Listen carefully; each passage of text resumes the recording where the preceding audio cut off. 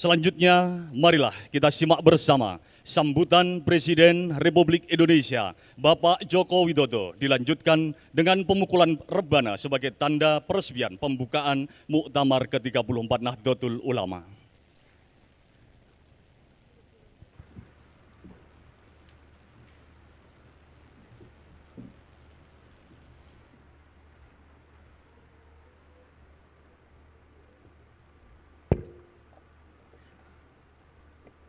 Assalamualaikum warahmatullahi wabarakatuh. Bismillahirrahmanirrahim. Alhamdulillahirabbil alamin. Wassalatu wassalamu ala asrofil anbiya'i wal mursalin. Sayyidina wa habibina wa syafi'ina wa maulana Muhammadin wa alihi wa sahbihi ajma'in, amma ba'du.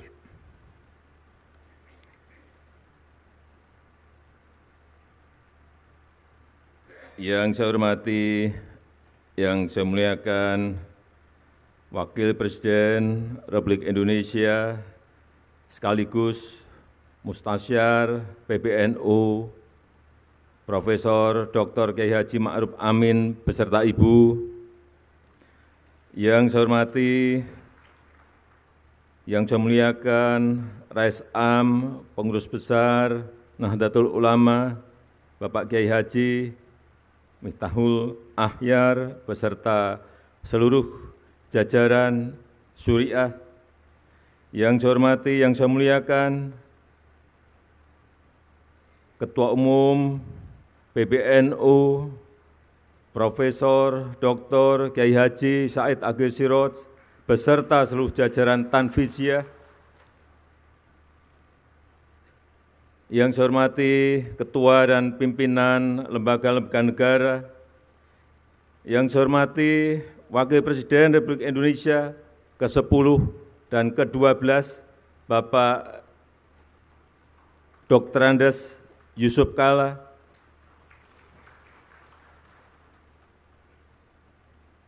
yang saya hormati para Menteri Kabinet Indonesia Maju yang hadir, seluruh jajaran Mustasyar PBNU, yang saya muliakan para kiai, para masyayikh, para alim ulama, Gubernur Provinsi Lampung beserta seluruh bupati dan wali kota yang hadir, yang saya hormati seluruh jajaran pengurus wilayah, pengurus cabang, sampai pengurus ranting NU dari seluruh tanah air, peserta muktamar, hadirin dan undangan yang berbahagia. Pertama-tama atas nama pemerintah, atas nama masyarakat, atas nama negara, saya menyampaikan terima kasih dan penghargaan yang tinggi kepada Nahdlatul Ulama yang telah membantu pemerintah dalam menenangkan umat, menenangkan masyarakat dalam masa pandemi ini. Yang kedua juga terima kasih untuk Nahdlatul Ulama yang juga telah mengajak masyarakat untuk mentaati protokol kesehatan dan mengajak masyarakat untuk berbondong-bondong ikut dalam program vaksinasi.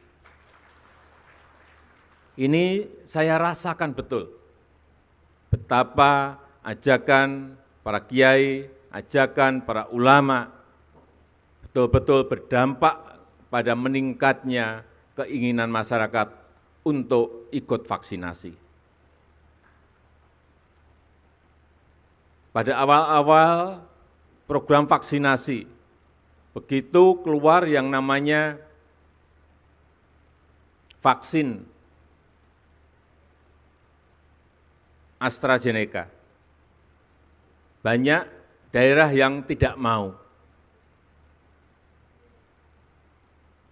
mengambil. Padahal saat itu stok yang banyak adalah AstraZeneca. Tetapi begitu Saat itu ada telepon dari para kiai dari Jawa Timur, Pak Presiden, silahkan semuanya vaksin dikirim ke Jawa Timur, kami terima. Besoknya saya ke Jawa Timur, betul, para kiai berkumpul dan benar-benar semuanya mau menerima vaksin itu. Setelah itu, semua daerah satu persatu mau. Inilah pengaruh para ulama, para kiai dalam mengajak masyarakat untuk ikut vaksinasi. Kita tahu di bulan Juli, tepatnya pertengahan Juli, 15 Juli, kita berada pada posisi keadaan yang sangat mencekam. Ngeri saya kalau menceritakan. Semua rumah sakit di Jawa dan Bali penuh. Oksigen kurang. Obat habis, kekurangan. Kasus harian saat itu 56.000. 56.000, sehingga rumah sakit tidak mencukupi. Di lorong-lorong rumah sakit, semuanya pasien-pasien antri untuk bisa masuk ke ICU. Alhamdulillah, berkat dukungan dari NU, kemarin kasusnya alhamdulillah hanya 216 kasus per hari di seluruh tanah air. Kalau kita memiliki 514 kabupaten kota, kasusnya hanya 216, artinya di setiap kota dan kabupaten itu hanya ada setengah kasus. Kemudian vaksinasi, sampai hari ini kita telah menyuntikkan 263 juta vaksin kepada masyarakat.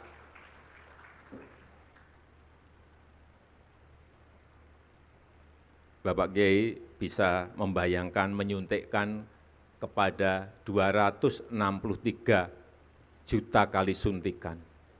Itu sebuah pekerjaan yang sangat rumit, sangat kompleks. Belum membawa vaksinnya ke tempat-tempat yang sangat sulit di atas gunung, ke pulau-pulau kecil, dengan membawa perahu, dengan naik sepeda motor, membawa box untuk pendingin vaksin. Sekali lagi alhamdulillah kita sudah mencapai 263 juta, dosis pertama 73,9%, dosis kedua 51,8%.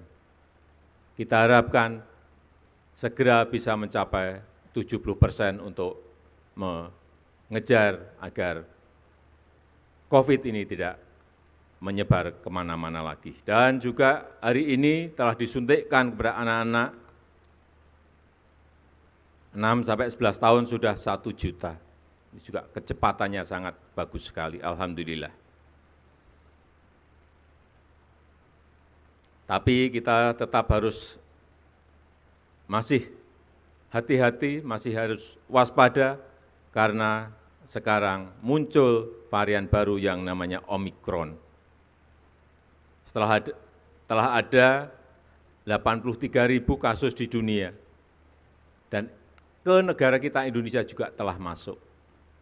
Sehingga sekali lagi saya sangat mengapresiasi protokol kesehatan didampingi Satgas dalam muktamar ini, dan insya Allah kita semuanya kembali ke daerah masing-masing dalam keadaan sehat. Yang kedua, yang berkaitan dengan ekonomi umat.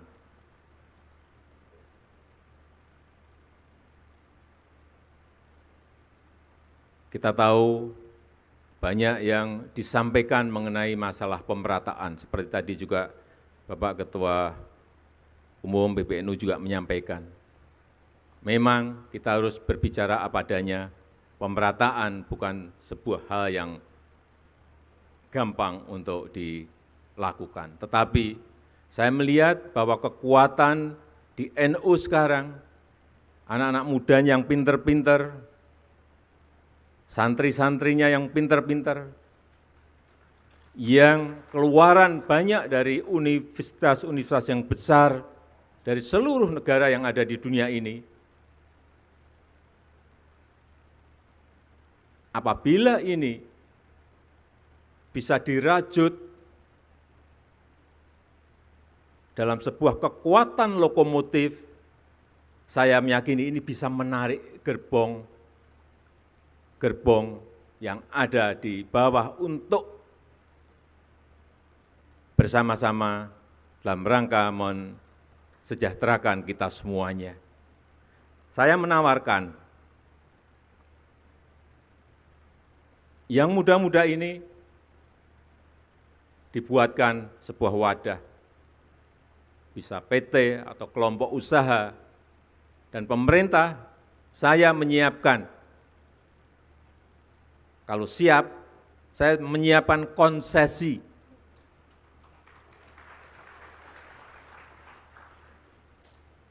Baik itu yang namanya konsesi, terserah mau dipakai untuk lahan pertanian, silahkan. Saya juga ingin menyiapkan konsesi minerba.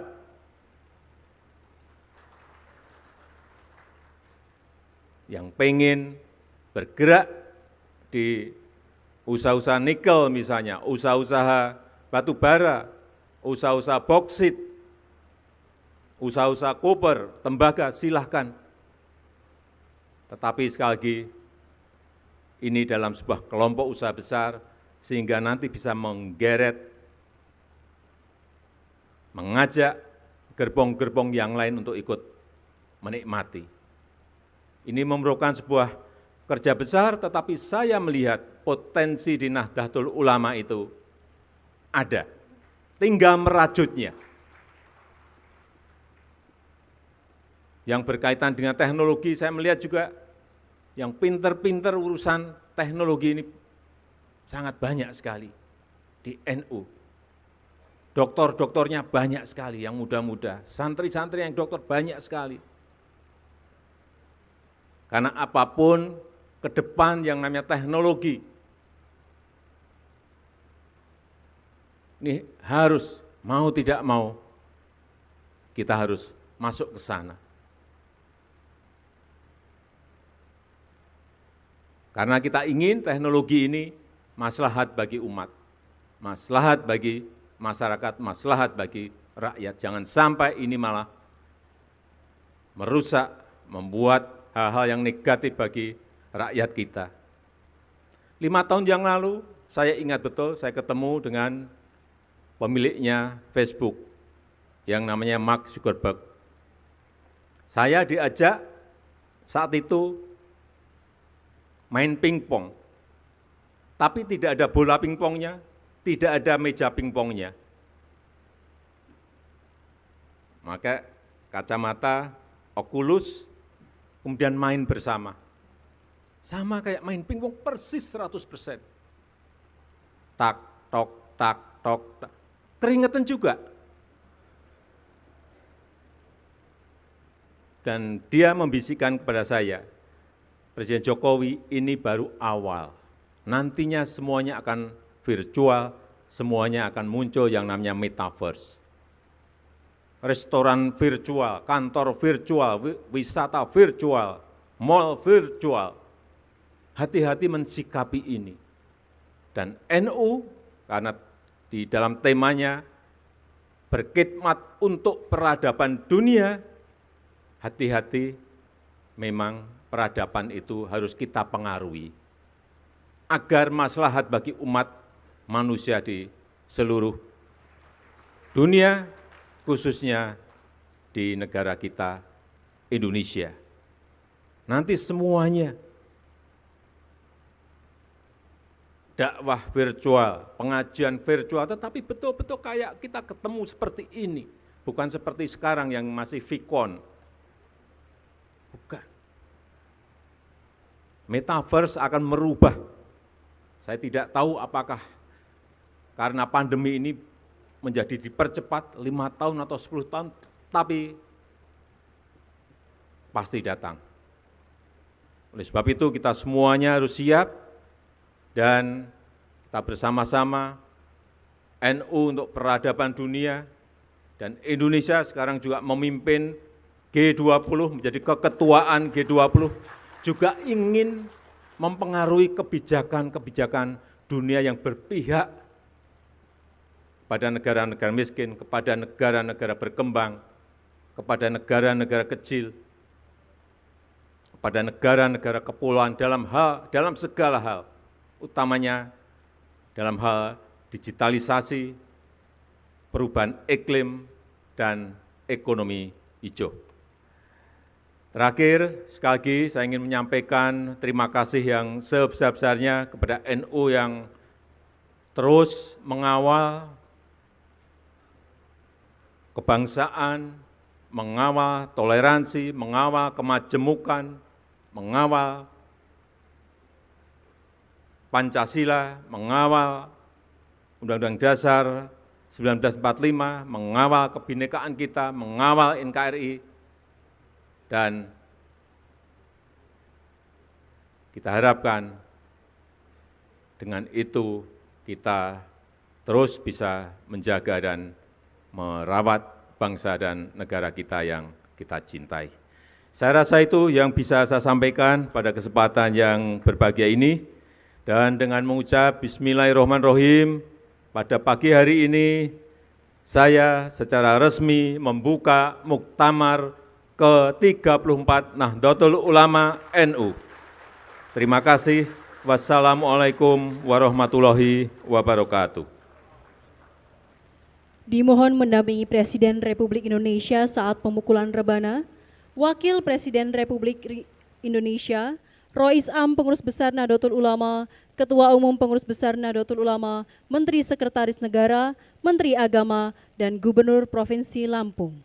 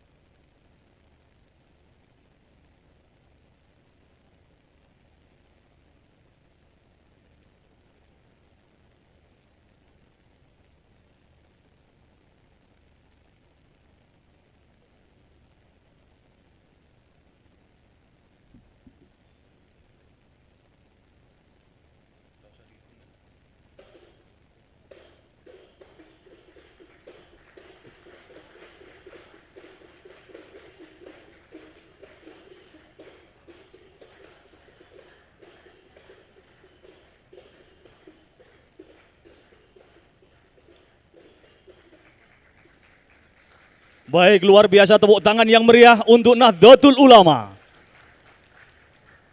Dengan ini secara resmi Muktamar ke-34 Nahdlatul Ulama dengan tema 1 abad Nahdlatul Ulama, kemandirian dalam berkhidmat untuk peradaban dunia telah resmi dibuka.